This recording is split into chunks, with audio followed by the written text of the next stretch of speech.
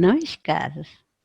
सम्मानित माता-पिता, जो कि बालक के उचित संरक्षण, पोषण, संवर्धन हेतु प्रयासरत हैं, उनके प्रति हमारी श्री अरविंदो सोसाइटी का रूपांतर कार्यक्रम पूर्ण रूप से नत है, यानी झुका हुआ है।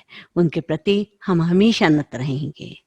अब एक मुझे आपसे क्षमा याचना, उन सभी पिताओं से एक क्षमा प्रार्थना है कि मैंने जो सोचा था कि मैं आप लोगों का पिता के की महत्ता को बताते हुए, पिता के महत्व को बताते हुए ये बाल्यावस्था का सेशन लूँगी, वो आज संभव नहीं हो पा रहा। कारण क्या है कि उससे हमारे व्यक्ति के विकास के कार्यक्रम की व्यक्ति की अवस्थाओं के क्रम में भंग हो रहा था और समयावधि भी हमारे पास सीमित है। ये एक अगर पिता के महत्व के विषय में मैं बताना चाहूँगी तो पूरा एक सेशन बन जाता है। तो अगले सप्ताह मैं इसके लिए पूर्ण प्रयास करूँगी कि मैं आपके विषय में आपकी महत्ता को बता पाऊँ और अगले हफ्ते कल हम किशोरावस्था पर आपके विषय से बात करेंगे। और आज आपको पता है कि हम शैशवावस्था से ऊपर उठ चुके हैं और बाल्यावस्था पर आ चुके हैं। कल हमने उस भोली भाली मुस्कान अवस्था की बात की थी और आज हम उस शैतान, सुंदर, मनमोहक बालक की बात करते हैं जो परिवार की परिधि से निकलकर, परिवार की चारदीवारी से निकलने के लिए आकुल हो रहा है, धरती के सौंदर्य को निहारना चाहता है, रोमांच से युक्त है। यानी अगर मैं अपने ढंग से उसकी व्याख्या करूं, यानी कि हमने गर्भावस्था से लेकर के हम किशोरावस्था तक जा रहे हैं। तो हमारे लिए गर्भावस्था बीजांकुरण हुआ, बीज का हमने अंकुरण किया, उसके बाद हमने एक अंकुरित फूल का किया, बीजांकुरण, एक अंकुर फूटा, दोनों हाथों को फैलाए हुए वो सबका प्रेम स्नेह पाने के लिए आतुर है, सबको गले लगाने से आतुर है, सब के सब उसको देखते हैं और वो पूरी की पूरी वो अंकुरण उसके पूरी संभावनाओं के साथ युक्त है। ऐसे करके दोनों हाथों को लेकर के फैलाता हुआ वो आगे बढ़ रहा है और उसके बाद अब हम उसके विकास की बात करना चाहते हैं, उसके अंदर के पल्लवन की बात करना चाहते हैं, जो वो वृक्ष पूरी तरह से विकास के लिए तत्पर है। वो उसके तने अच्छी तरह से बनने की तैयारी में है, उसकी शाखाएं अच्छी तरह से हैं, उसके कोमल कोमल पत्ते हरे हरे पूर्ण विकास की तरफ आने के लिए व्याकुल हो रहे हैं।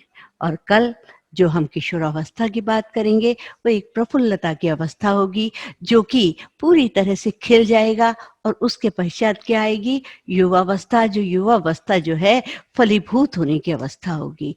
उससे क्या होगा? आपके माता पिताओं का आप सभी माता पिताओं के उत्तरदायित्व की समाप्ति हो जाएगी और उनके ऊपर आपका उत्तरदायित्व बढ़ता चला जाएगा। तो आइए अब हम बात करते हैं उसी बाल्यावस्था की। देखो, अंधेरे को हटाने में समय बर्बाद मत करिए, क्योंकि हम सोचते हैं ऐसा हुआ वैसा हुआ। उस अंधेरे को हटाने में समय मत बर्बाद कीजिए, बल्कि उस दिए को जलाने में समय लगाइए। उस दिए के अंदर इतनी उसकी बाती को स्पष्ट रखिए, उसके तेल डालिए, जिससे कि वो एक ज्ञान की लौ से प्रकाशित होता चला जाए। बाल्यावस्था जैसा कि कल मैंने आपको बताया 5 वर्ष के अंत तक शैशवावस्था थी और बाल्यावस्था आपकी 6 वर्ष से प्रारंभ होकर 12 वर्ष तक की होती है। और उसको 12 वर्ष के बाद जैसे 13, 14, तो उसको हम टीन एज कहते हैं। पर कभी कभी ऐसा भी होता है कि 5 वर्ष से भी बाल्यावस्था शुरू हो जाती है और 13 वर्ष तक भी आपकी बाल्यावस्था रहती है। 13 वर्ष तक भी उसकी आपकी बाल्यावस्था रहती है।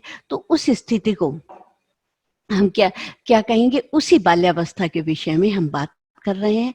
ये आप ऐसा मत करिए, ये सब औसत के आधार पर निकले हैं, औसतन है। कभी कभी हमारी परिस्थितियों के अनुसार और हमारे व्यक्तित्व की विशेषताओं के अनुसार भी बाल्यावस्था थोड़ा थोड़ा सा इधर उधर भी हो सकती है। कभी कभी कहते हैं अरे ये तो बिल्कुल बच्चा है अभी तक, क्यों बच्चा है? क्योंकि उसके जो अंदर की शारीरिक और मानसिक प्रवृत्तियाँ एक बच्चे के समान होती हैं। तो अब हम करते हैं तो अगर देखा जाए 6 वर्ष की आयु से लेकर 9 वर्ष तक की आयु पूर्व बाल्यावस्था कहलाएगी, और 10 वर्ष से लेकर 9 वर्ष के पश्चात के से लेकर 12 वर्ष तक की आयु आपकी उत्तर बाल्यावस्था कहलाएगी। पर हम इसका सब मिला करके एक साथ सम्मिश्रित करके ना उसको हम पूर्व में ले रहे हैं, ना हम उसको उत्तर बाल्यावस्था के विषय में बता रहे, हम आपको एक साथ ही बताते हैं कि बाल्यावस्था क्या है। वह काल जिसमें आदतों का, व्यवहार का और इच्छाओं के प्रतिरूपों का निर्माण होता है, वह बाल्यावस्था कहलाती है। अब इसमें क्या होता है सबसे ज्यादा? ये सबसे पहले विद्यालय के प्रवेश की आयु है। इसमें बच्चा विद्यालय में प्रवेश करता है, आरंभिक विकास की आयु है और औपचारिक शिक्षा की आयु है। अब तक तो हमारा बच्चा शैशवावस्था में 5 साल तक अनौपचारिक रूप से अध्ययन कर रहा था, परंतु अब वो तो औपचारिकता आ गई, वो तो विद्यालय जाना उसका एक आवश्यकता है, उसे विद्यालय में भेजना ही होगा। और सबसे बड़ी बात है, आपको सुनने में भी अजीब लगेगा, ये अवस्था गंदी अवस्था कहलाती है। बताइए कैसे?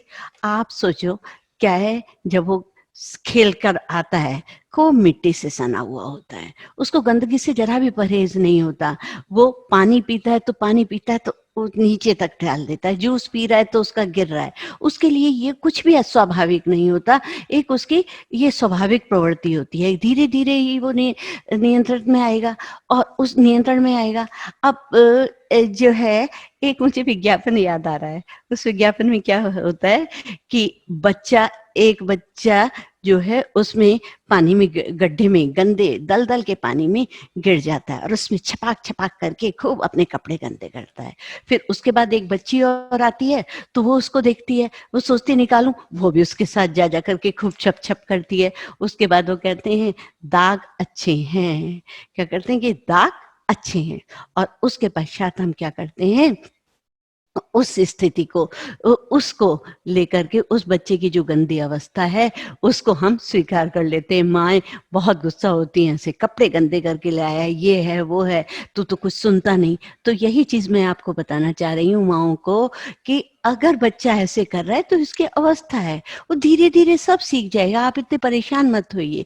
अगर वो गंदा होना नहीं सीखेगा तो सफाई का महत्व भी कैसे सीखेगा? इसलिए आप उसके प्रति उसको अस्त व्यस्त ही रहने दीजिए और आप उसमें मस्त हो जाइए, आप भी उसके साथ शैतानियां करिए।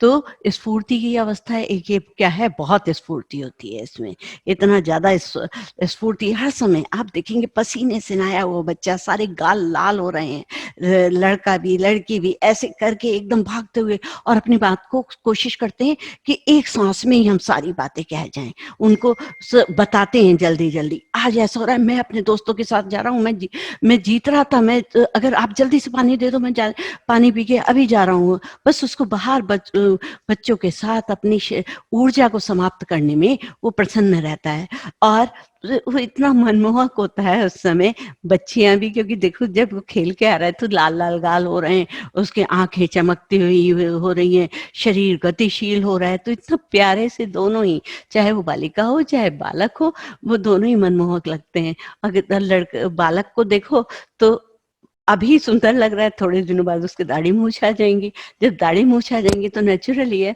कि उसके चेहरे पे वो सुंदरता नहीं रहेगी जो कि पहले थी। उस अवस्था की भी हम बात करेंगे, कल हम किशोर अवस्था की बात करेंगे जब उसमें धीरे धीरे दाढ़ी मूछ आने लगती हैं। और उसी तरह ये है जीवन का अनोखा काल। अच्छा, उससे पहले वाली जो स्फूर्ति की अवस्था, उसको हम स्मार्ट एज भी कह सकते हैं, क्योंकि बच्चा बहुत स्मार्ट होता है, चुस्त होता है उसमें। और इसी तरह हमारी आती है निर्माणकारी अवस्था। बच्चा कुछ ना कुछ निर्माण करने के लिए रहता है, उसके दिमाग में कोई ना कोई कार्य, क्योंकि उसका जो चिंतन है वो तार्किक होने लगता है, तर्कपूर्ण ढंग से वो बातें सोचने लगता है, तर्क को आधार बनाता है। इससे पहले शैशवावस्था में क्या था, उसके पास कोई चिंतन की प्रक्रिया ही नहीं होती थी ना, वो सोचता नहीं था। बस ऐसे कहता रहता था जैसे बिना बात ही साइकिल, साइकिल रो रहा है, रोता भी जा रहा है साइकिल, जबकि उसके दिमाग में कोई नहीं है कि वास्तव में मुझे साइकिल चाहिए, या कोई कौवा है तो कौवे के विषय में कि कौवा काला ही क्यों होता है, ऐसे नहीं, बस वो पूछता है क्या है, क्या है? हुँ। तो इसके अंदर एक मूर्त चिंतन की अवस्था आ जाती है। मूर्त माने स्पष्ट चिंतन की, उसके अंदर है मतलब तार्किक चिंतन की उसके अंदर अवस्था आ जाती है। वो प्रत्येक खेल में जब वो 10 वर्ष तक का होता है, प्रत्येक खेल में भागीदारी होता है। कोई खेल ऐसा नहीं है जो उससे नहीं है। मतलब हर चीज़ को वो ऑपरेट करना सीखने की कोशिश करता है, स्टीयरिंग सब तरह के वो कर लेता है। जैसे उसमें क्या था कि बच्चा खिलौनों से ही खेलते थे, उसका वो शैशवावस्था खिलौनों का काल थी। परंतु ये काल जो है वो तार्किक ढंग से सोचने का था और अपने को नियंत्रण रखने में का था। अब इसमें है सबसे बड़ा खेल की अवस्था। इसको अगर हम कहें पूरी तरह से तो ये खेल की अवस्था है, और खेल की अवस्था होने के कारण चुस्ती की अवस्था भी हो जाती है, और चुस्ती की अवस्था होती है तो जो है वो अ, उसमें उसके हर तरह से वो खेलने लगता है, इसलिए इसको हम खेल की अवस्था कह सकते हैं। अब मेन बात क्या है, इसके अंदर जो चेंज आता है, वो क्या आता है, टोली और समूह बनाने की अवस्था। टोली क्या है, इससे पहले भी बच्चों के साथ वो खेलता था, शैशवावस्था में। वो पर ना तो टोली के प्रति टोली बनती थी उसकी, किसी भी बच्चे के साथ खेल लिया, ना तो उन बच्चे के प्रति उसके अंदर आसक्ति ही होती थी, ना ही उसके प्रति विरक्ति होती है। परंतु ये क्या है, धीरे-धीरे कुछ बच्चों को इकट्ठा करना चाहता है, एक समूह में रहना चाहता है।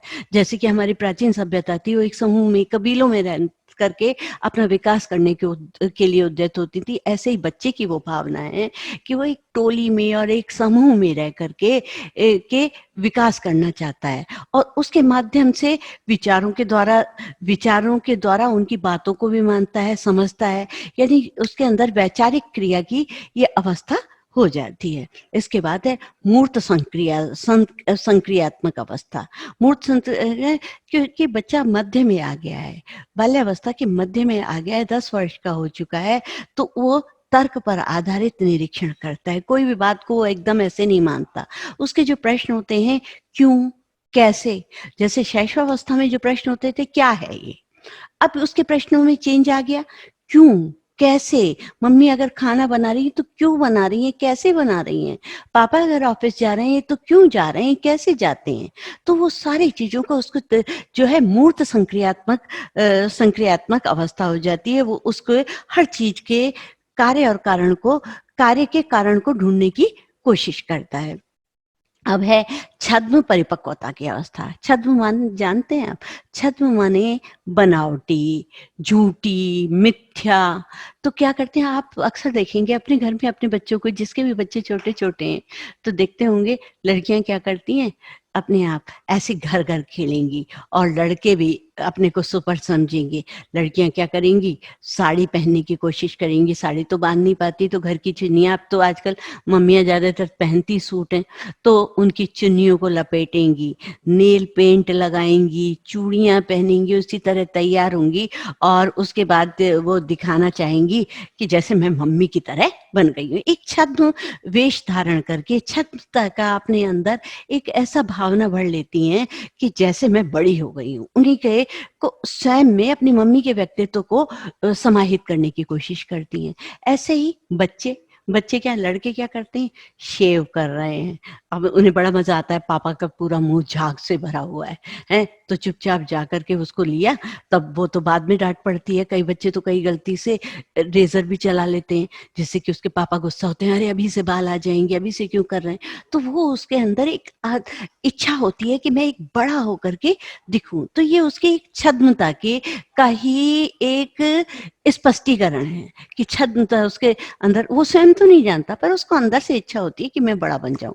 बच्चे से कहो, "अरे! आप तो ऊँची ऊपर की कुंडी खोलने लगी।"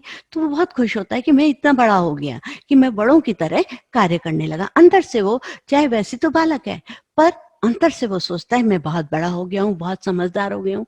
यही वो अवस्था है जो कि छद्म परिपक्वता की अवस्था है।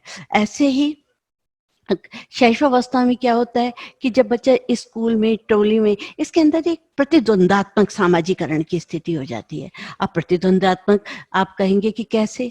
कारण क्या है, इससे पहले तो परिवार के अंदर रहा था, परिवार की परिधि के अंदर रहा था, माता-पिता, भाई-बहनों, दादा-दादी इनके साथ ही था। अब वो निकला स्कूल में।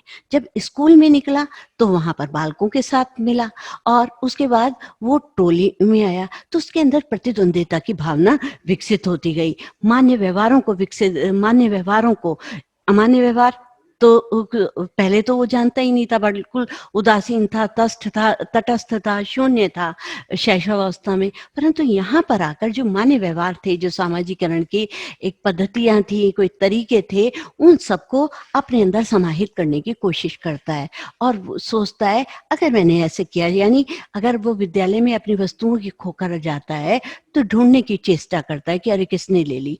कहाँ गई? नहीं मिलती तो वो रोना शुरू करता है। क्यों? क्योंकि उसको लगता है कि मेरी माँ मारेगी, मेरी माँ डाँटेगी। तो उसके अंदर वो उसके अंदर एक मान्य व्यवहार को अपनाने की इच्छा हो जाती है। एक है समलैंगिक मित्रता। अब इससे पहले क्या होता था कि शैशवावस्था में बच्चा कोई दोस्ती के प्रति इतना ज़्यादा अ, आकुल-व्याकुल नहीं रहता था। यहाँ पर उसकी दोस्तियाँ होती हैं। दोस्ती कैसी होती हैं? जैसे किशोरावस्था में विषम लैंगिक दोस्ती करने के लिए इच्छुक होता है, उसमें ये समाज में अपनी प्रतिष्ठा समझते हैं, परंतु यहाँ पर क्या होता है? समलैंगिक है, यानी बालिका बालिका के साथ है, लड़की लड़की के साथ दोस्ती करेगी और लड़का लड़के के साथ दोस्ती करेगा। और उसके बाद कितना आश्चर्य की बात होती है, कभी-कभी मैं सोचती हूँ, इन्हीं बातों को सोचते हुए मैं कहती हूँ, प्रकृति कितनी अद्भुत है। जब जिस समय जिस वस्तु की ज़रूरत हुई, उसको ही उसके व्यक्तित्व में उन्हीं के अनुरूप गुणों को, उन्हीं विशेषताओं को भरती चली गई। देखिए, यहाँ पर बालिका बालिका के माध्यम से सीखती है, बालक बालक के माध्यम से सीखता है। किशोर अवस्था में उनके अंदर विपरीत लिंग का आकर्षण होता चला जाता है। जब उनके अंदर विपरीत लिंग का आकर्षण होता है तो बड़े होकर के वो परिवार बनाने की इच्छा करते हैं और उसके प्रति जो वो पहले गुण हैं उनका निर्धारण होता है। ये सिर्फ मेरी अपनी मान्यता है, इसको आप इतना तवज्जो भी नहीं दे सकते कि नहीं ऐसा कहा गया। तो ये मेरे अपनी ही आंतरिक सोची समझी इच्छा है, सोची समझी तरीका है कि मैं सोच रही हूँ ऐसा, मेरे चिंतन का एक परिणाम है ये। अब आ जाते हैं विशेषताओं पर कि कल तक तो हमने शैशवावस्था की विशेषता देखी और अब हम देखते हैं अब हम देख रहे हैं कौन सी विशेषताएं, बाल्यावस्था की विशेषताएं। अब जैसे क्या होता था शैशवावस्था में, मानसिक विकास बहुत तेजी से बढ़ता था, यानी कि 90% तो आपका मानसिक विकास हो गया, 10% हमारा शुरू होता है इस समय से चलता है, वो 10% 18 साल तक की उम्र में चलता है। तो नेचुरल है, ये तो बिल्कुल सही बात है कि 90% तो हो चुका, तो अब ये बहुत धीरे-धीरे गति से चलेगा। तो वो धीमी गति से हमारा मानसिक विकास होता है और व्यवहार में उसी का कारण है, उसी का परिणाम है, व्यवहार में चंचलता होती है, मानसिक परिपक्वता आती चली जाती है और बुद्धि पर नियंत्रण होने लगता है और मानसिक परिपक्वता के कारण वो मैंने आपको बताया ना, वो मान्य व्यवहारों को मानने लगता है और उसके अंदर संवेदनशीलता आ जाती है, तर्क करने की क्षमता आ जाती है, स्मरण होता है, चिंतन होता है, मनन होता है, उसके आधार पर उसका व्यक्तित्व विकसित होता जाता है। आरंभ हो जाता है, पर वो सर्वोच्च अवस्था में नहीं पहुँचता, सर्वोच्च अवस्था में आगे चलकर पहुँचेगा, पर उसके अंदर ये है, आप एक चीज़ सोचिए, जब आप क्या कहते हैं, छोटे थे, छोटे बचपन की आपको कविताएँ अभी तक याद होंगी, क्योंकि स्मरण शक्ति उस समय की प्रबल है। उस समय चिंतन करने की सोचते कि अरे! ये ऐसा क्यों हुआ? ऐसा कैसे हो रहा है? तो हम क्या करते हैं कि हमारे अंदर चिंतन की प्रक्रिया होती है, उसके प्रति हम मनन करते हैं। तो ये सब हमारा कहाँ से प्रारंभ हो गया? बाल्यावस्था से। हम चाइल्डहुड में ही ये सारी की सारी बातें सोचते चलते हैं, मानते चलते हैं और करते चलते हैं। अब इसमें क्या है, शैशवावस्था में जैसे बच्चा पराश्रित था, दूसरे के ऊपर आश्रित था। यहाँ पर उसमें आत्मनिर्भरता आ गई। वो भोजन खुद करने लगा, स्नान खुद करने, नहाना वो खुद करने लगा। जब छोटा बच्चा शिशु अवस्था में जब विद्यालय जाता था, तो आप उसके बैग को भी पीछे से टाँगते थे कि ये ले, ये इस तरह से जा। पर यहाँ पर अपना बैग तक अंदर से सारी चीज़ों को अच्छी तरह से लगाता है, सब चीज़ों को सँभाल कर रखता है और अपनी चीज़ों को ढंग से भी रखता है। तो य यानी वो दूसरे पर आश्रित नहीं होना चाहता, वो हर चीज़ में सोचता है कि नहीं, मैं खुद कर लूँगा, नहीं मैं अब बड़ा हो गया, मैं कर लूँगा।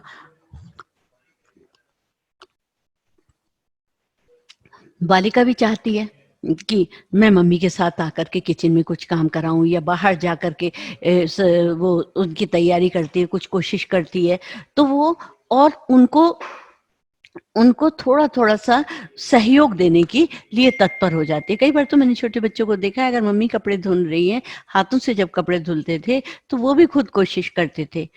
वो भी करते थे, उसी तरह से करती थी, जैसे कि और कोई कर रहा है। मैंने छोटे बच्चों को बहुत देखा है। तो वो पराश्रित नहीं होना चाहते, आत्मनिर्भर बनना चाहते हैं। ये इसका बाल्यावस्था का एक प्रमुख गुण है। और रचना कार्य और कारण में संबंध सीख जाता है। कि ये कार्य कैसे हुआ, इसका कारण क्या था, उसका एक संबंध स्थापित करने की कोशिश करता है। और उसके जैसे कि अब आप सोचिए कि एक पहले शैशवावस्था में क्या है, आपने बच्चे को एक पेन दिखाया, फिर उसको पीछे कर लिया और कहा, "वो तो बंदर ले गया।" और वो शिशु जो था मान गया। मान जाता है बड़े आराम से कि हाँ, हाँ, ले गया होगा। परंतु यहाँ पर वो क्या करता है कि पापा का या अंकल का का हाथ पीछे को गया, तो वो पीछे घूम के जाता है और उनका पैन करता है, फिर उसके बाद कहता है, "अरे! अब आप मुझे उल्लू नहीं बना सकते, मैं इतना छोटा नहीं रह गया, मुझे सब समझ आती है।" और ऐसे ही अगर आप वो देखते हैं कि जैसे पिता कहाँ गए, कोई भी वस्तु के विषय में वो जानना चाहता है। जैसे कि मान लीजिए सोचता है कि रोटी मतलब उसके अंदर इतनी जिभ है कि मम्मी रोटी बना रही हैं, तो वो जाकर पूछेगा, "मम्मा ये रोटी कैसे फूलती है? रोटी फूली क्यों?" तो अगर मम्मी समझदार है, पढ़ी-लिखी है, तो क्या करेगी कि उसको बताएगी, "बेटा आटे के अंदर पानी भी था, जब पानी आग के ऊपर गया तो उसके वो भाप बनी और भाप से हमारी रोटी फूल गई।"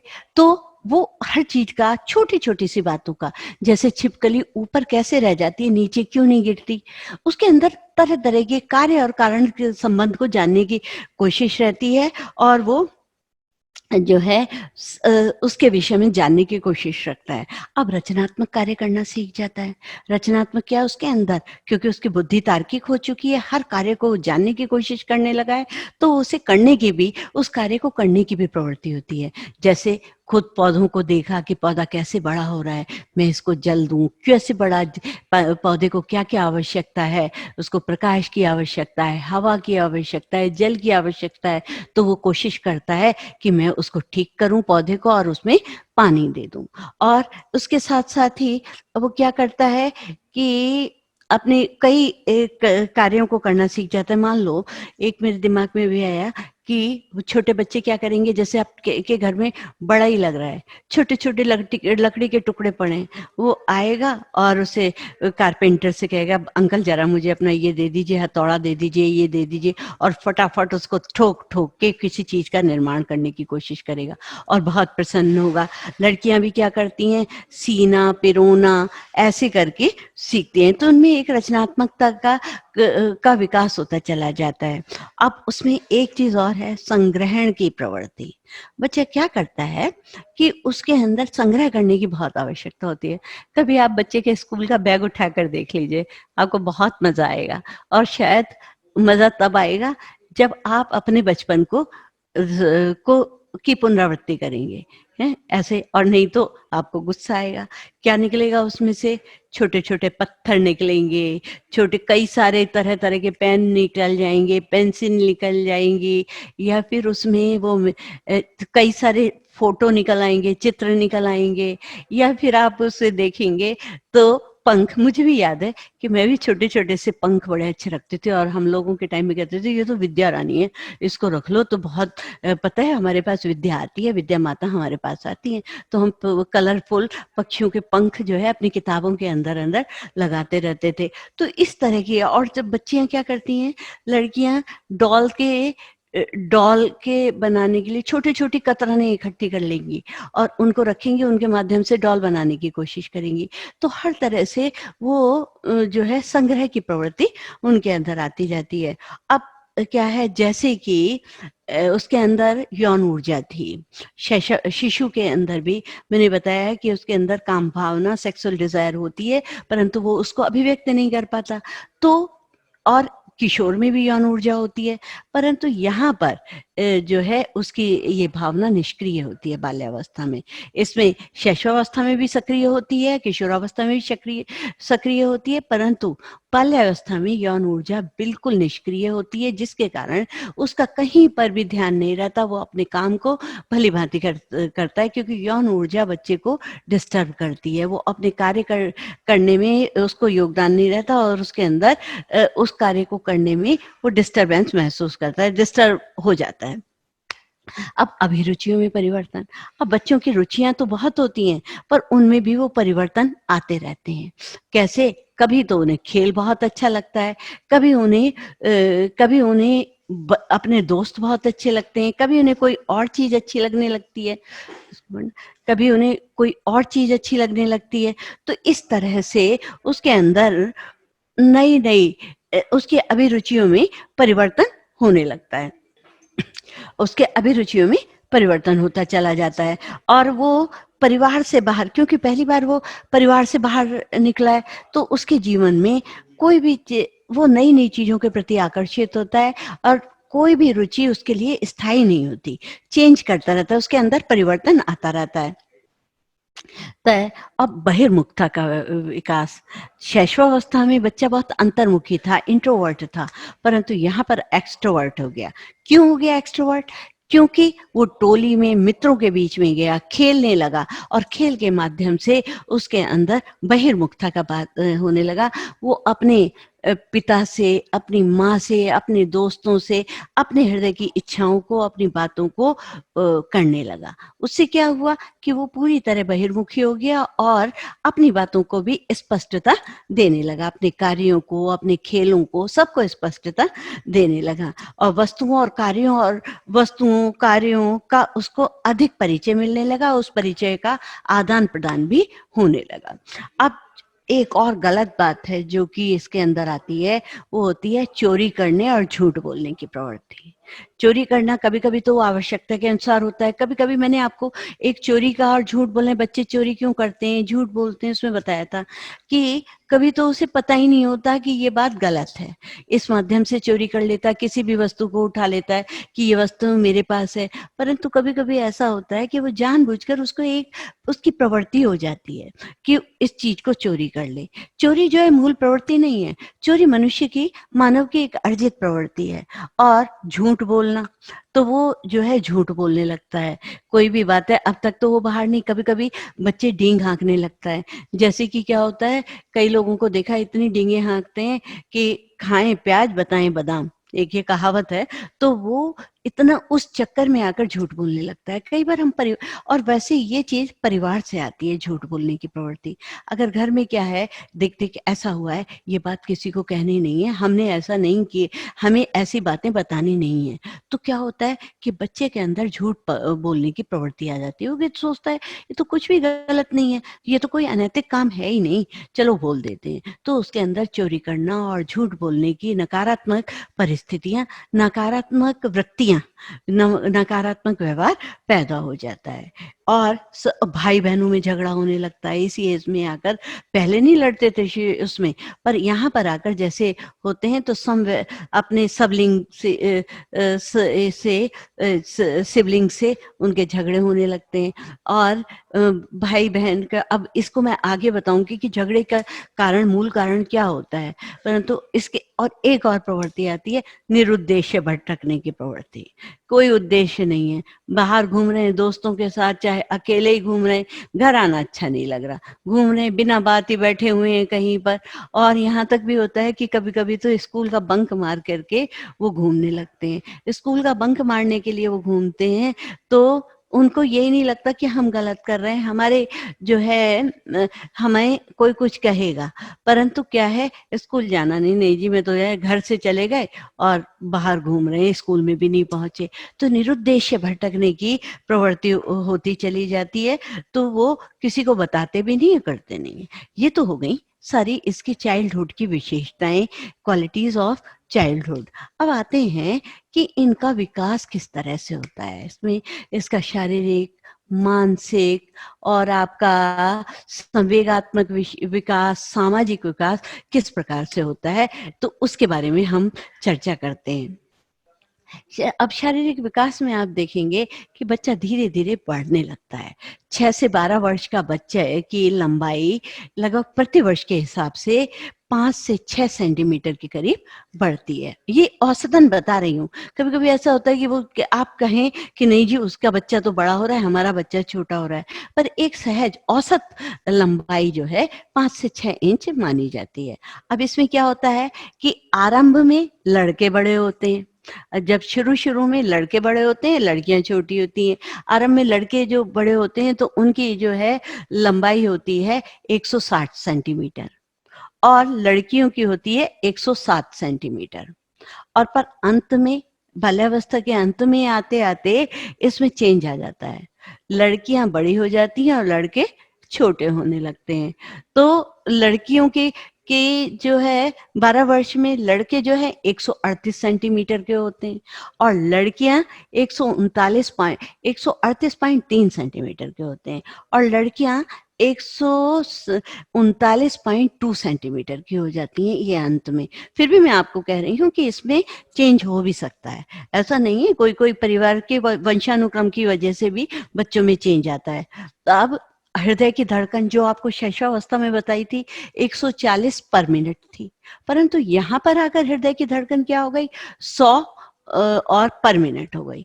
वही हृदय की धड़कन किशोरावस्था में जाकर 72 पर मिनट के हिसाब से हो जाएगी। ऐसे ही हड्डियां जब जन्म के समय बच्चे की, शिशु की 60 या 70 होती थी, पर और बड़े जैसे जैसे वो विकास, शैशवावस्था का विकास हुआ तो उसकी 270 हो जाती थी और बाल्यावस्था में और भी विकास होता है और ये 350 के करीब हो जाती हैं हड्डियां। परंतु जब किशोरावस्था में जाकर आते हैं तो उनका अस्थिकरण भली भांति हो गया होता है। जब अस्थिकरण हो जाता है तो वो मात्र 206 रह जाती हैं, जो कि एक पूर्ण व्यक्तित्व की, पूर्ण व्यक्ति के विकास के अवस्था में विद्यमान रहती हैं।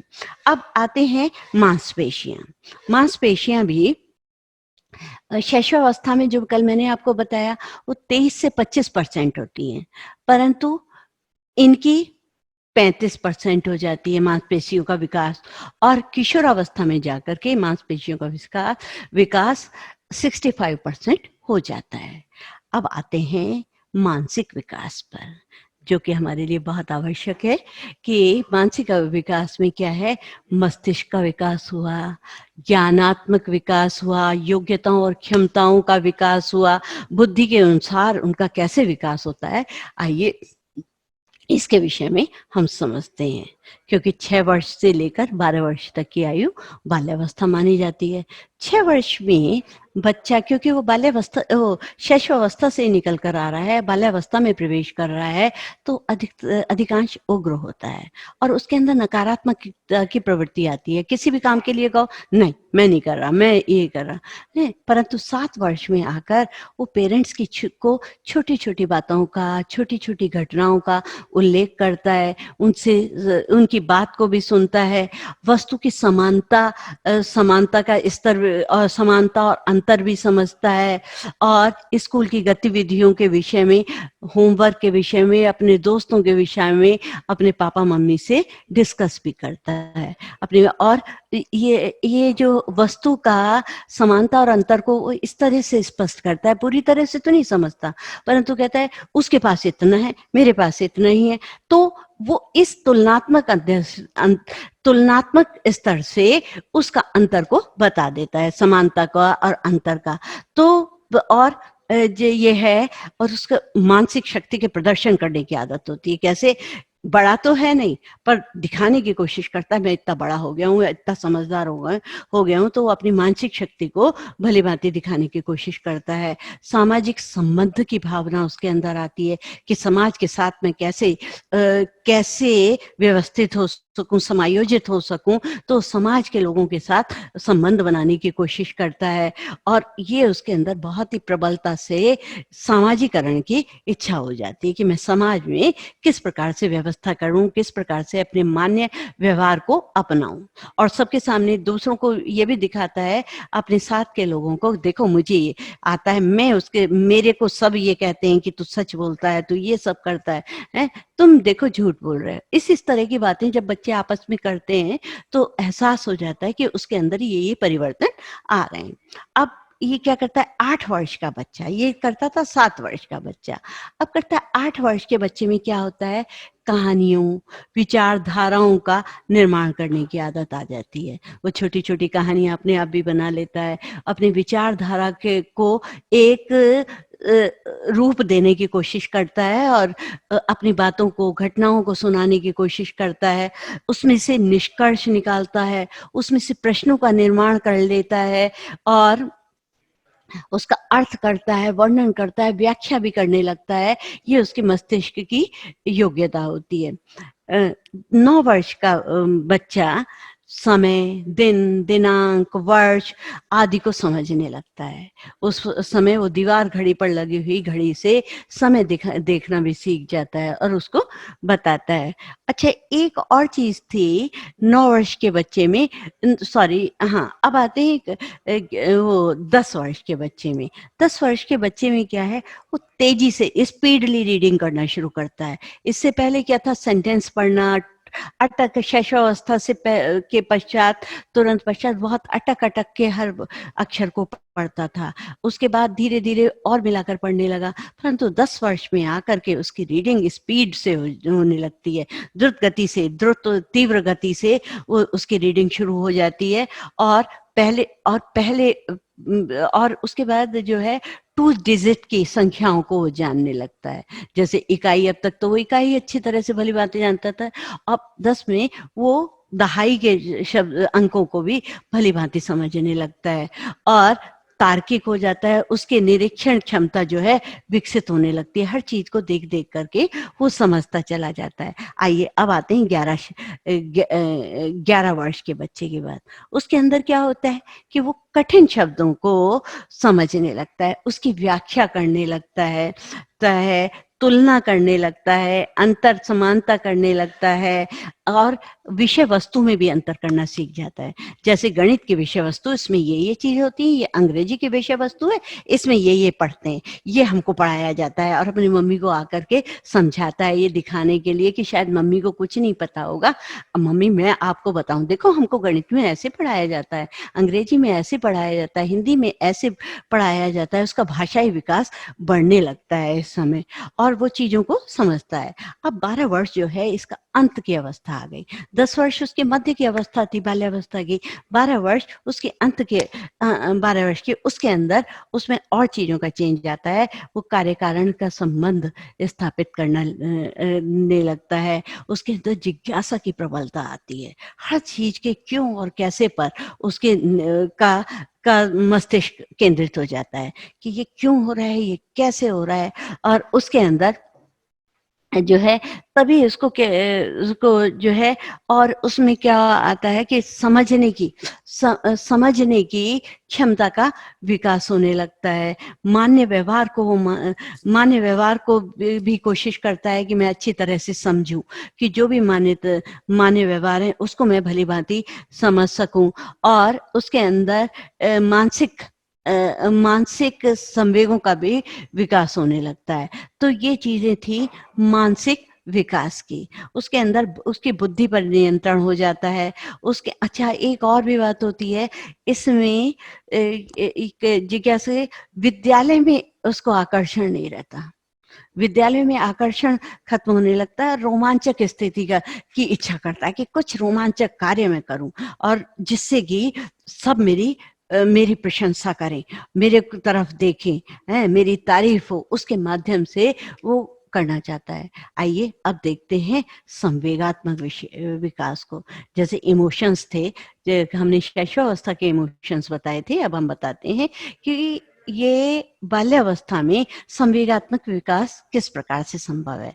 अब इसमें ये क्या कहलाता है, ये जैसे मैंने प्रारंभ में ही आपको बताया कि बाल्यावस्था जीवन का अनोखा काल है। इसमें बहुत अनोखी अवस्था है जिसमें क्या है, तीव्र संवेगों की कमी आती है। जैसे शैशवावस्था में था, बच्चा खूब चीखता था, चिल्लाता था, चीजें पटकता था, परंतु यहाँ पर संवेगों में उसके अंदर नियंत्रण आने लगा। उसको वो परिवार के दायरे से उसमें बुद्धि में उसके नियंत्रण आता है। परिवार के लोग परिवार में, विद्यालय में वो जाने लगता है।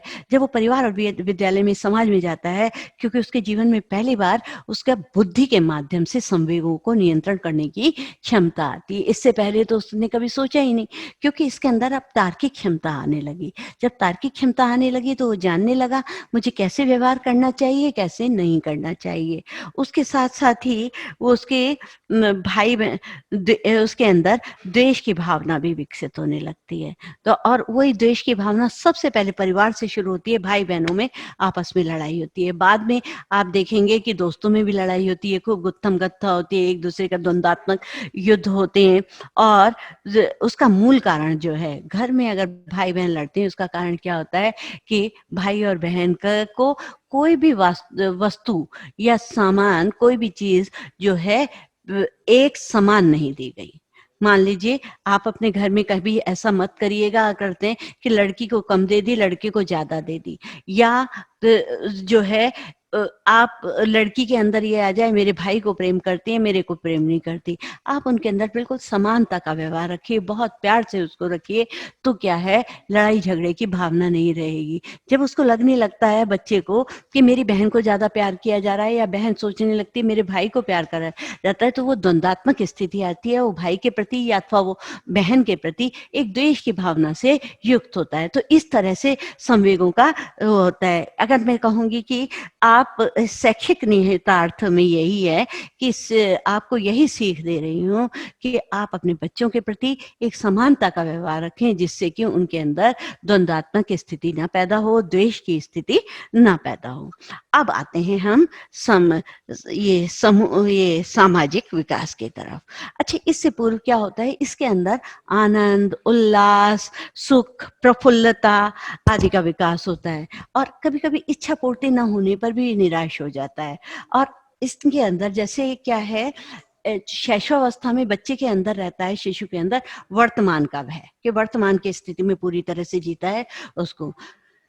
पर ये आपका बाल्यावस्था में उसे असफलता का भय होता है कि कहीं मैं किसी चीज में असफल ना हो जाऊं, खेल में असफल ना हो जाऊं। वो तो उसके अंदर एक प्रकार की इच्छा होती है कि मैं कहीं पर असफलता की स्थिति न देखूं। किशोर को भविष्य का भय सताता रहता है कि भविष्य जीवन में मैं कुछ नहीं बन पाया तो क्या होगा, मुझे तो ये करना है। पर इसके अंदर उस समय की असफलता का भय विद्यमान रहता है। तो ये सब थी आपके संवेगात्मक स्थितियां, संवेगात्मक विकास। अब आते हैं सामाजिक विकास की तरफ। अब क्या है कि ये जो है सबसे बड़ी बात है, इसके अंदर जो इसकी प्रमुख विशेषता है वो बाल्यावस्था की सामाजिक विकास है।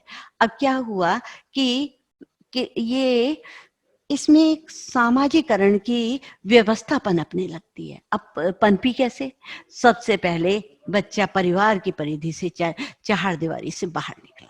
उसने 1 2 3 4 5 करके एक टोली बना ली, अपना एक समुदाय बना लिया। वो उसके खेलने में काम आ रहा है। ये तो हो गया पड़ोस में। ऐसे ही करके उसने विद्यालय में भी बना लिया। अब जब वो विद्यालय में पड़ोस में बनाता है तो वो टोली जो है आपस में उनके अंदर सहयोग की, सद्भावना की, सम्मान की, मित्रता के व्यवहारों को भर देती है। जो व्यक्ति के अंदर एक आदर्शों को, जो कि एक मान्य आदर्शों का उनके अंदर संचयन होता जाता है, उनके आरंभिक मूल्य उत्पन्न हो जाते हैं, आदर्शों की उनको पहचान होने लगती है। वो बच्चों के साथ जो है, मित्रों के जब समूह में बात करता है, उसको कोई मतलब नहीं, ये किस जाति का है, किस धर्म का है, किस सामाजिक स्थिति से आया है, किस समाज से आया है, किस विद्यालय का है, उनको कोई मतलब नहीं। वो मेरा दोस्त है, वो मेरे साथ खेलेगा। तो उससे क्या हो गया कि उसका जो है ये सहजता से रखा हुआ धरती पर पहला कदम है, जो कि समाज की मुख्य धारा से उसको जोड़ता है। तो इसलिए ये समाज की नींव, सामाजिकरण की नींव उसके अंदर अच्छी तरह से व्याप्त हो जाती है। अब इसके अंदर क्या है, खेल, परिवार से ये कुछ मूल्य लेकर चलता है, फिर खेलता है, उन मूल्यों का निर्धारण इसमें होता है तो और भी परिपक्व होते हैं। उस परिपक्वता से वो जो है परिवार और उन विचारों को विद्यालय में परस्पर मिल करके उन दोनों गुणों को, विद्यालय के भी, परिवार के भी और मित्रों के भी, सारे गुणों से उसका एक अच्छा सा सामाजिकरण का एक अच्छा सा अच्छी सी परिस्थितियों का निर्माण हो जाता है।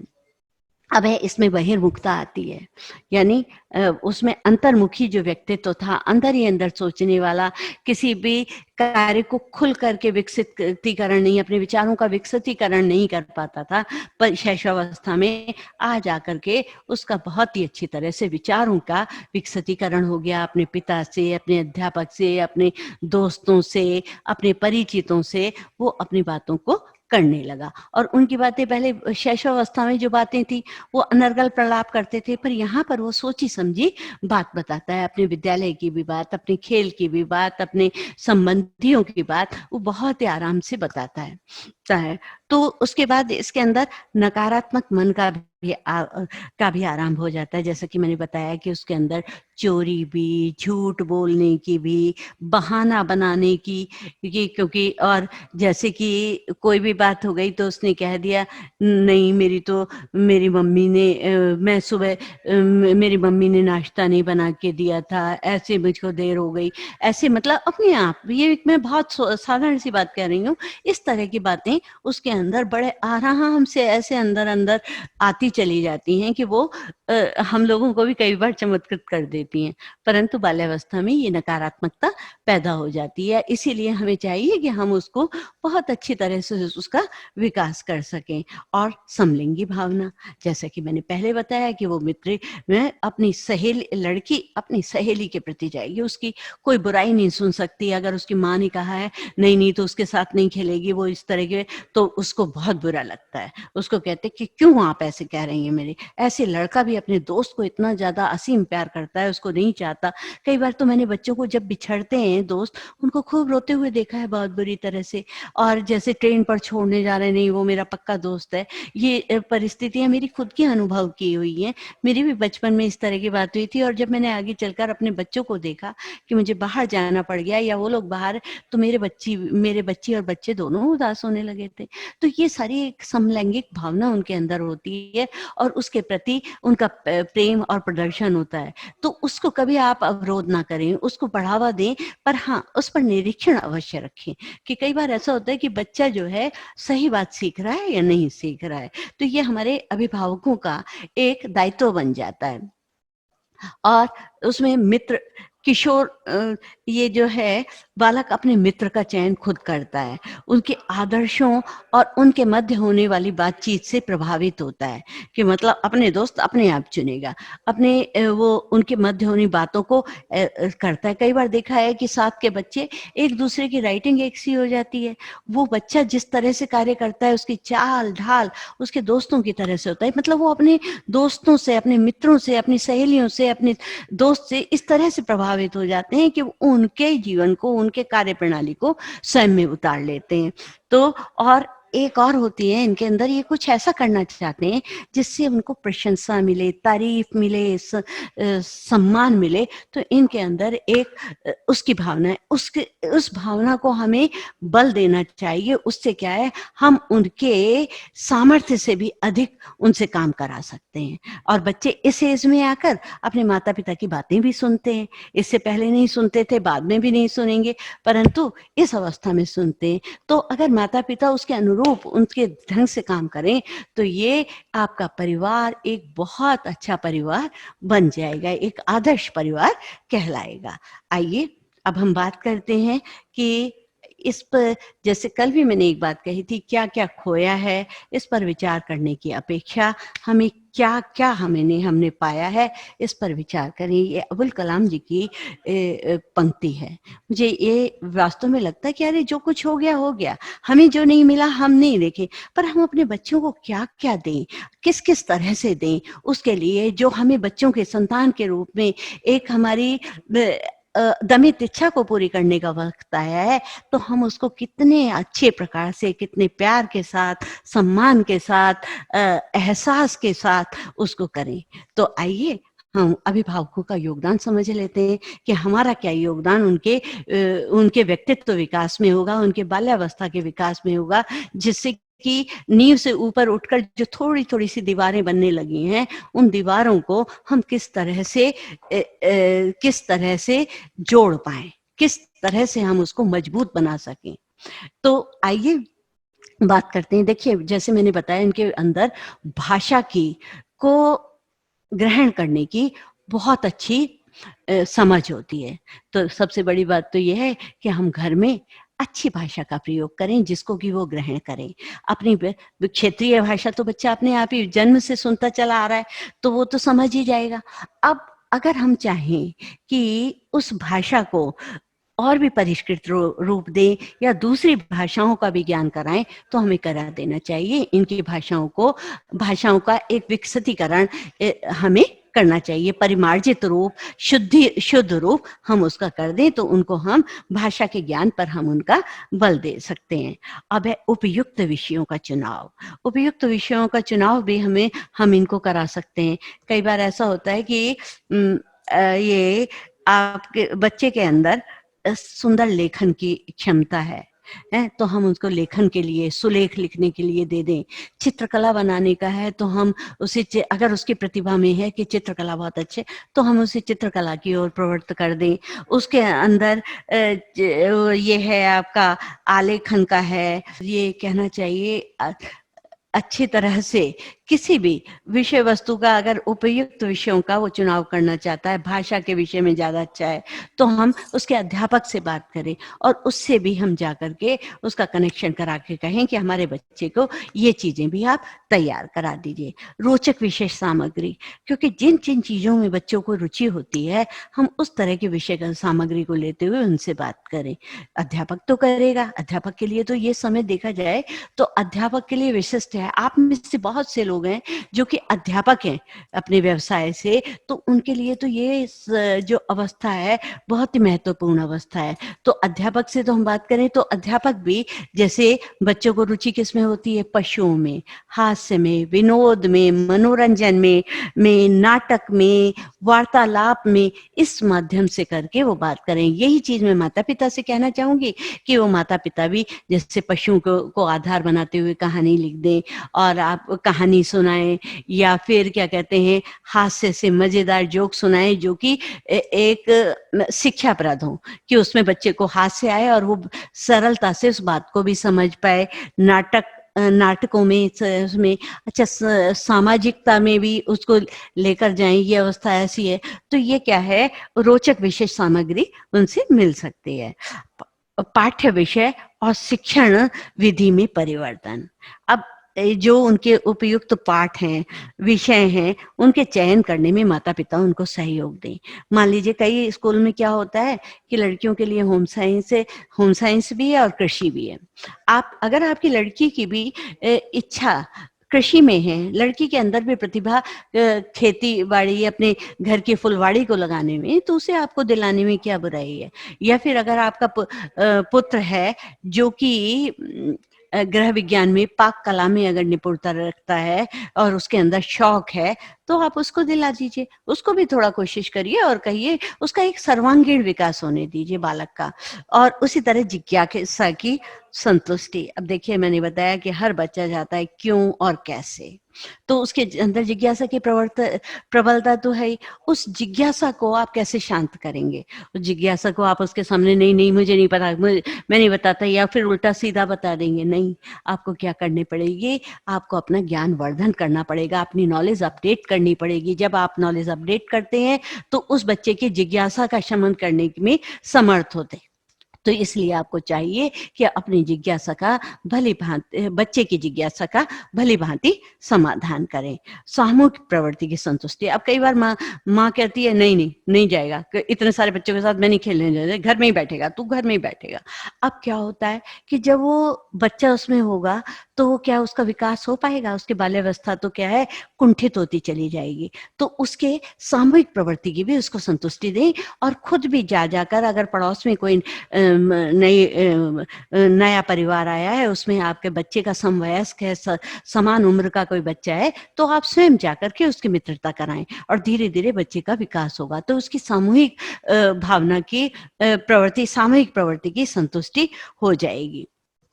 और इसी तरह से आप जो है उसके लिए रचनात्मक कार्यों की भी व्यवस्था करिए। बच्चा रचनात्मक कार्यों में तो रुचि लेता ही है। आप जैसे घर में भी कोशिश करिए, जैसे खूब सारी मिट्टी, गीली मिट्टी ला कर रख दी, ले बेटा कुछ बना, उसको और नई चीजें दे दी कि इसको इसको इस तरह से एडजस्ट करना है, अब बताते हैं तू क्या करता है इसमें। उसको इस तरह की चीजें दे दी, छोटे छोटे खिलौनों के रूप में हथौड़ा, हथौड़ा है, और आपका हथौड़ा है, पेचकस है, जो कि ज्यादा पैने ना हो, उस तरह की चीजें दे दी, जिससे कि है कोई चीज को अगर पेच को कसना है तो आप बच्चों से कहिए बेटा इसको कस दे। मान लीजिए आपके कुकर का हैंडल है, उसका वो स्क्रू ढीला हो गया, तो आपने कहा बेटा जरा वो स्क्रू ड्राइवर दे रही हूँ, जरा सा आप ही कर दीजिए, थोड़ा मेरा काम हो जाए। तो बच्चे के अंदर और आत्मविश्वास होगा, वो सोचेगा कि हाँ मैं ये, तो उसकी रचनात्मकता को आपने बढ़ावा दे दिया, और वो आपका बहुत ही अच्छा बच्चे के प्रति कदम था। तो मतलब उसको रचनात्मकता के लिए, रचनात्मक प्रवृत्ति की संतुष्टि के लिए उसको साधन मुहैया कराते रहें, और उसे लगेगा कि मैं अपने घर में क्या क्या काम कर सकता हूँ। पाठ्यक्रम से आगामी क्रियाएं। अब पाठ्यक्रम तो चल ही रहा है बच्चे का, अब पाठ्यक्रम में क्या है, उसके साथ साथ चलने वाली क्रियाओं को कहते हैं पाठ्यक्रम से आगामी क्रियाएं। अब विद्यालय में क्या होता है, पाठ्यक्रम तो होता ही है, पढ़ाया तो जाता है, साथ में पीटी है, चित्रकला है, ये सब भी कराया जाता है। तो आप घर में भी केवल पढ़ने के अतिरिक्त, उसको पढ़ने के अतिरिक्त ही उसको ये ना कहें कि आप जो है साथ साथ के काम चला दें। जैसे कि कोई मेहमान आए हैं, आजा जरा बिस्तर आप लगवाएंगे, चलिए सब आए हैं तो देखो कितनी अच्छे ढंग से आप डाइनिंग टेबल लगा रहे हैं, कितनी अच्छी तरह से आपने सारी चीजों को संभाल कर रख दिया। तो पाठ्य उससे क्या है, उससे ये भी उसका विषय है, देखा जाए उसकी पढ़ाई का, उसको समझने का, समझाने का, ये भी एक तरह का तरीका है। तो उससे पाठ्यक्रम सहगामी क्रियाएं भी साथ साथ कराएं। कई चीजों से आप उसको सिखा सकते हैं, जैसे 2 फल हैं, बड़ी बड़ी चीजें। अब तो बाल्यावस्था आ गई, तो उसमें उसको जोड़ करा सकते हैं, घटाने करा सकते हैं, और भाषा का ज्ञान करा सकते हैं। तो पाठ्यक्रम के साथ साथ चलने वाली क्रियाओं को भी उसके साथ साथ करें। अब बच्चे को पर्यटन और स्काउटिंग में भी प्रतिभागी बनाएं। कई बार जो है स्काउटिंग है जी, पापा वहां तो कैंप लग रहा है, मुझे तो जाना है, स्कूल में कहा है, आपने कह दिया नहीं नहीं कोई नहीं आएगा, इस स्काउट वगैरह से मुझे कुछ नहीं फायदा होता, मुझे तो लगता है कि बच्चे बिगड़ते हैं, मैं नहीं भेजूंगा उसमें, है। तो आप ऐसा मत करिए। जब सारा समूह उसमें इकट्ठा हो रहा है तो आप उसको अवश्य भेजिए। कहीं पर्यटन के लिए विद्यालय जा रहा है तो उसको भी आप अवश्य ही भेजिए। और विद्यालय में तो ये होता है, मैं फिर भी कहूंगी कि शिक्षकों को इस समय बहुत ध्यान देना चाहिए। बच्चे की अवस्था इस तरह की है, वो सीख रहा है, और उसका विकास, सीखने की प्रक्रिया का विकास कर रहा है, तो उसको एक मनोरंजक तरीके से सिखाने की कोशिश करें। और संचय प्रवृत्ति का प्रोत्साहन। अब संचय प्रवृत्ति, अब आपको पता ही है कि बाल्यावस्था में बच्चे के अंदर संचय प्रवृत्ति है, वो पत्थर वगैरह, चित्र वगैरह इकट्ठा कर रहा है। हमारे यहाँ भी एक आइडिया, इस तरह के 2-3 आइडिया हैं जो संचय प्रवृत्ति को बढ़ावा देते हैं, उससे सीख रहे हैं। जैसे बच्चा जो है माचिस के कवर को ले रहा है। अब माचिस के कवर को टीचर ने कहा अच्छा ठीक है लेकर आओ, और उसके आधार पर उसमें लिखे हुए शब्दों को समझा दिया। इसका क्या विकास होता है, इससे क्या होता है, इस चीजों को हम घर में सिखा सकते हैं। ये पत्थर कहाँ से लाए, चिकने चिकने पत्थर हैं, चिकनापन उसको सिखा दिया। इसी पत्थरों से हम क्या क्या बना सकते हैं। बच्चा पत्थर बहुत इकट्ठा करता है और आपके क्या कहते हैं चित्रों को इकट्ठा करता है, तो उसको बताइए कि इस तरह के चित्र रखिए। कुछ बच्चे टिकट कलेक्शन का शौक रखते हैं, कॉइन कलेक्शन का शौक रखते हैं, नोट कलेक्शन का है, तो उसके आधार पर उनको रखते हुए उनके कलेक्शन को संभाल कर रखवाइए और उसके माध्यम से उसको शिक्षा भी देती जाइए। जैसे किसी में सेंचुरी का पता, सन का पता चल जाता है नोट में, और उसके क्या कहते हैं किस सन में छपा, इस समय कौन था, उसकी विशेषताओं को भी बताते हुए बता दीजिए। जैसे किसी में लाल किला बना हुआ है तो कि लाल किले की विशेषताएं। तो इस तरह से उनकी संग्रह प्रवृत्तियों को भी आप प्रोत्साहन दे सकते हैं। संवेगों के प्रदर्शन का अनुभव, जब संवेग प्रदर्शित कर रहा हो तो आप ना उत्तेजित मत, मतलब आप डबल ढंग से संवेग मत करने लगिए। आपके संवेगों का प्रस्फुटन तेजी से ना हो। बच्चे को बहुत संभाल करके उसके संवेगों का, अगर है हास्य का है, हास्य का हंस रहा है बच्चा तो क्या हर समय दांत निकालता रहता है, किस तरह से, कोई टाइम है होता है, तुम सारे दिन यही करते हो, पढ़ते नहीं हो, तो इस तरह से मत करिए। अगर वो हंस रहा है तो उसके साथ साथ हंसिए और उसको समझाइए कि बेटा अब ये वाला काम है। तो उसकी संवेग, हंसना है, रोना है, रोना है तो थोड़ी देर देखिए और जानने की कोशिश करिए कि ये संवेग उसके अंदर क्यों उत्पन्न हो रहा है। उसकी पीठ पर हाथ फिराइए, उसको समझाइए और आप उसको उसको जो है उसको दमन ना करके उसको कुंठित मत करिए। संवेगों को दमन से बच्चा कुंठित हो जाता है, परेशान हो जाता है। और उसके बाद हम सामाजिक गुणों का विकास, सामाजिक गुणों का विकास आप है जैसे कहानी सुनाएं, आत्मकथाएं सुनाएं, अपनी किस्से सुनाइए, अपनी अच्छी अच्छी बातें सुनाइए, आत्मकथा सुनाइए, महापुरुषों का जीवन परिचय सुनाइए, भ्रमण कराइए।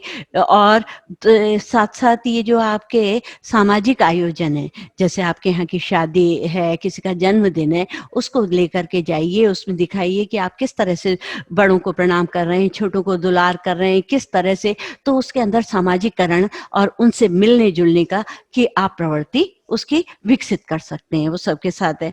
और नैतिक शिक्षा, नैतिक गुणों का विकास, उसके माध्यम से आपको बताया कि नैतिक गुणों का विकास में आप बहुत सहायता कर सकते हैं। उनको सारी बातें बताकर, उनके सामने नीतिगत आचरण करके, अनुकरण, क्योंकि बच्चा आपका अनुकरण करेगा तो उससे क्या होगा, उसके अंदर नैतिकता की भावना का उदय होगा और उसके नैतिक गुणों का संचार होगा। क्रिया और खेल द्वारा शिक्षा, उसको क्या है, क्रिया और खेल के द्वारा उसको शिक्षा दीजिए। जैसा कि मैं पहले से भी बता रही हूँ, आपके उसकी क्रियाओं में उस तरह की खेल में सहभागिता कीजिए कि बच्चा खेलता खेलता ही मतलब वो दोस्तों के साथ तो खेल ही रहा है, साथ साथ आप भी खेल रहे हैं, उसके साथ साथ उसकी शिक्षा बहुत आराम से, उसका अधिगम आराम से होता चला जा रहा है। प्रेम व सहानुभूति पर आधारित शिक्षा होनी चाहिए। जो आप उसको सिखा रहे हैं वो प्रेम पर और सहानुभूति के आधार पर उसकी शिक्षा होनी चाहिए, क्योंकि बच्चा नहीं चाहता, उपदेश नहीं चाहता, डांट नहीं चाहता, आदेश नहीं चाहता, दंड नहीं चाहता, बल नहीं चाहता। उसको बल के प्रयोग, इन सब से उसको घृणा होती चली जाती है, वो आपसे विरक्त होता चला जाएगा और आप उसको को एक निर्माणकारी काल, क्योंकि वो रचनात्मक प्रवृत्ति का व्यक्ति बच्चा हो चुका है, तो उसको एक निर्माण काल से उसको कराइए, क्योंकि एक ये बहुत महत्वपूर्ण काल है वह बालक जिनसे व्यक्तिक, सामाजिक और शैक्षिक संबंधी आदतों व व्यवहार के प्रतिमानों का निर्माण कर लेता है। तो उनको इस रूपांतरित होता कठिन होता है, क्योंकि इस अवस्था में जो बातें उसके अंदर घर कर लेती हैं उसको रूपांतरण करना बहुत अधिक कठिनाई होगी, आपको भी बहुत कठिनाई हो जाएगी उसको के व्यक्तित्व को सही लाने में। इसलिए आप उसके साथ वैसा ही व्यवहार करें। अतः साथ साथ में प्राथमिक शिक्षकों को भी, जो भी हैं, उनको भी कह रही हूँ कि ये बालक का एक महत्वपूर्ण काल है। आपके सामने आपको का एक विद्यार्थी आ चुका है, उसके साथ आपका किस प्रकार का आचरण होगा, इन सब बातों को सुनते हुए, देखते हुए, बच्चों के मनोविज्ञान को समझते हुए ही आप उनके साथ आचरण करें करें और ये जो है इसीलिए हमारे आइडियाज़ जो हैं, आइडिया रिव्यू भी इन्हीं सब बातों को आधार बनाते हुए वो आइडियाज़ बनाती है जो कि सारे विद्यालयों में, सारे प्रदेशों में भली प्रकार संचालित किए जा रहे हैं। बस मैं अब इसी बात को कहूँगी कि ज़मीन और मुकद्दर की एक ही फितरत है। ज़मीन की और मुकद्दर की एक ही फितरत है, जो भी बोया है वही निकलना तय है।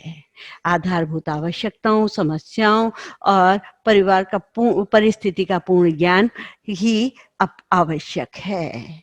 धन्यवाद। ये सेशन हमारा समाप्त होता है। कल हम सबसे कठिन काल, ज्वार भाटे की काल और उस अवस्था के विषय में बात करेंगे जो कि एक संवेगात्मकता से परिपूर्ण है, शारीरिक परिवर्तन से परिपूर्ण है, उत्तेजना से परिपूर्ण है। वो अवस्था, उसमें हमारा व्यवहार कैसा होना चाहिए। तो चलिए कल आप हमारे साथ रहिएगा किशोरावस्था के आगमन के व्यवस्था पर। चलिए, बहुत बहुत धन्यवाद।